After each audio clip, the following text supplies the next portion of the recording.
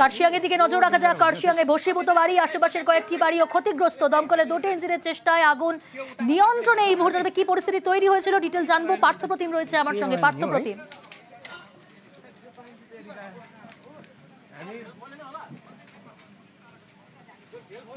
পার্থপ্রতিম শোনা যাচ্ছে? দেখো, তোমরা জানি রাখি কার্শিয়াংয়ে মালুদার চা বাগান, সেই মালুদার চা বাগান যে দোকানদার সেখানে কিন্তু একটি বাড়িতে ভয়াবহ অগ্নিসংযোগের ঘটনা ঘটে আজ দুপুরে, এবং কাঠের বাড়ি হয় দাও দাও করে জ্বলতে থাকে, এবং ওই বাড়ির সংলগ্ন আশপাশে আরো বেশ কয়েকটি বাড়ি আংশিক ক্ষতিগ্রস্ত হয়েছে।